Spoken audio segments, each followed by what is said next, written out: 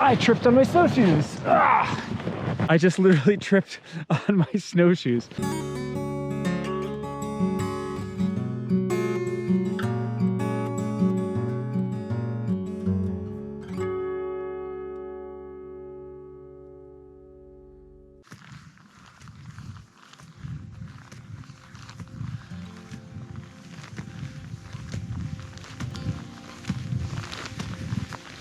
Good afternoon, this is Quinlan. Today I'd like to take you to one of my favorite places in northern Akita, Mount Moriyoshi.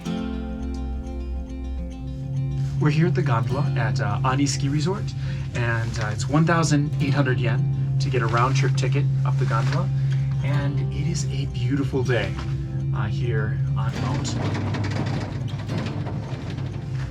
It's a beautiful day here on Mount Moriyoshi.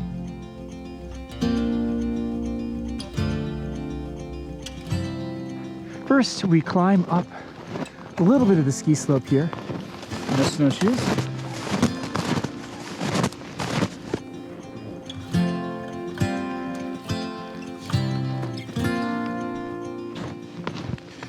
This is January 6th, 2021.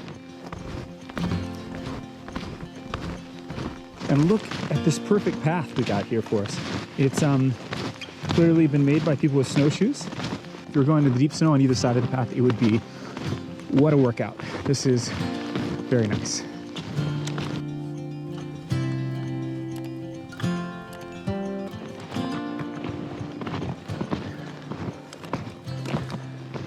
Right at the beginning of the trail, there's this forest of snow monsters that is just magical.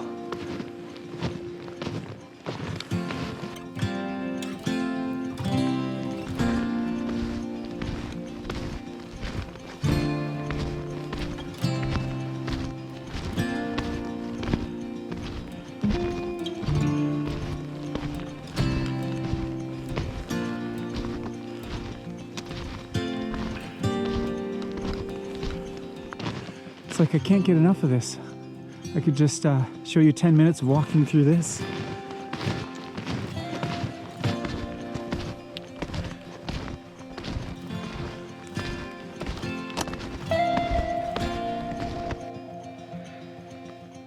After a few minutes, we emerge out of the forest of snow monsters up to this hill.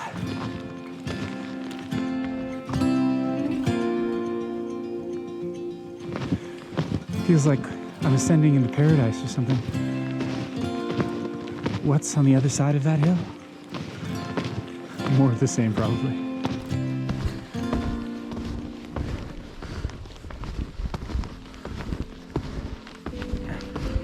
And that route up to the summit is just perfect.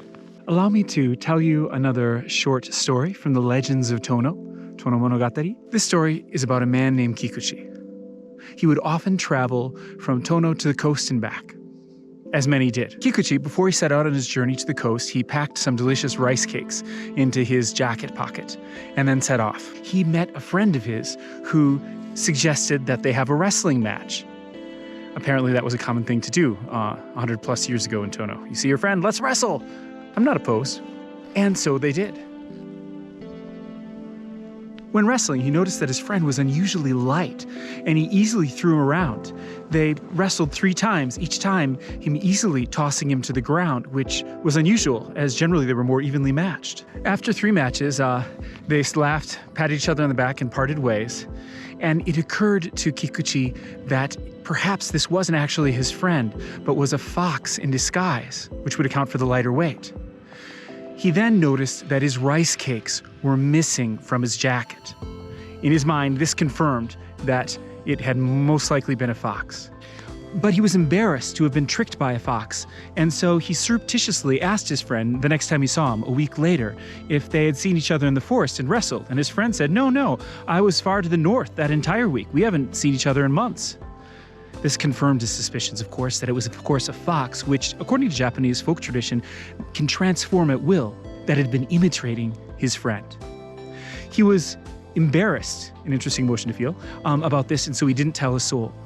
That is until the following New Year's Eve, which is a traditional time when people get together and drink, sometimes at the shrine. And being drunk, he told some other local friends about this story, and they all laughed at him for being deceived by a fox. Anyways, that's all. That's the story.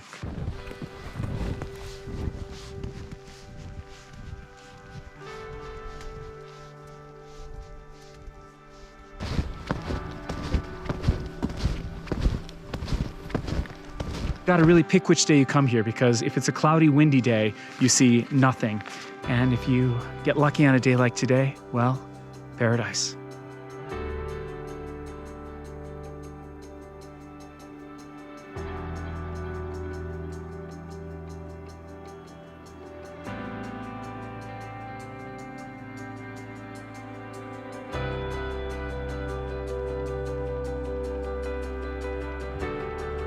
Snowshoes are remarkably easy to walk in once you get used to them. So it's important to walk exactly in the footprints of the people who went before you, if you're lucky enough to be following in someone's footprints.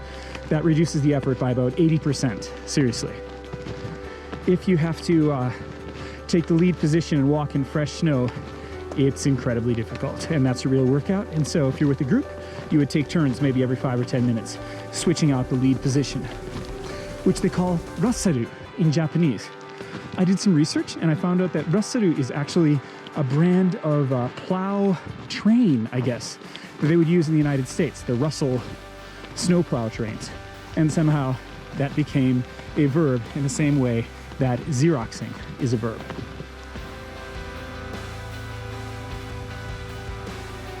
Just one set of rabbit tracks going up the hill here.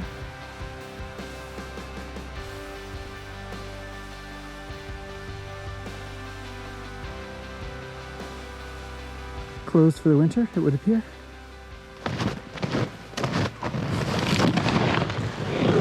I tripped on my snowshoes. Ah! I just literally tripped on my snowshoes. That happens, I guess. Ah. All right, no harm done. Nothing hurt but my pride. It is clouding over a bit.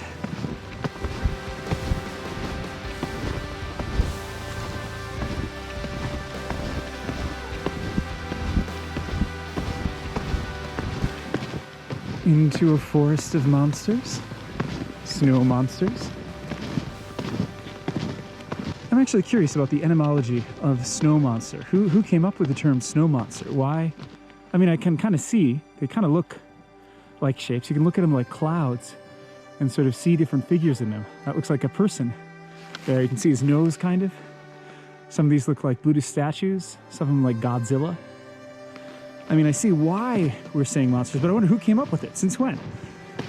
And I've only heard of snow monsters in Japan. Are there other snow monsters everywhere? Is that someone everyone says? So in Japanese, you would just call these juhyo, which literally the kanji, the Japanese characters for them, are tree and ice. In terms of time, it's probably around 2 or 3 hours to hike up to the summit and back. It really depends on the conditions though, so it's hard to say. But give yourself at least 3 hours, because you probably want to dilly-dally, so even if you're fast, you'll want to relax and enjoy the views. Probably try and come up as early as possible, because you never know when the weather will change, and you want to come back down before the gondola starts getting close to closing time. So I'd recommend starting as close to, 9 or 10 a.m. or before.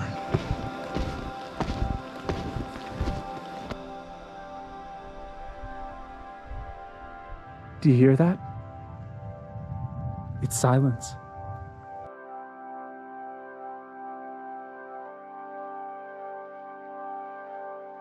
There's a registration at the desk when you buy the lift ticket, so if you're coming to hike, you should write your name, address, emergency contact information with them, and so that they will notice if something happens to you. Because even in a peaceful, beautiful mountain like this, there are some areas with avalanche risks and cornices that can be dangerous. So probably it's fine, but just to be safe, you want to register.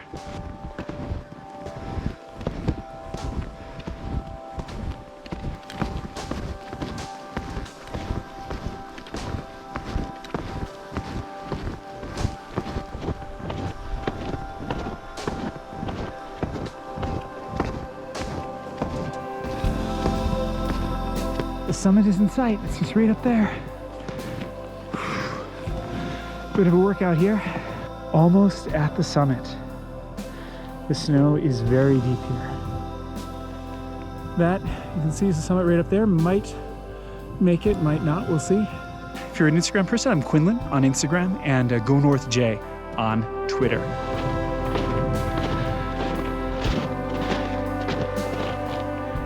And we made it. This is the summit of Mount Moriyoshi here in northern Akita.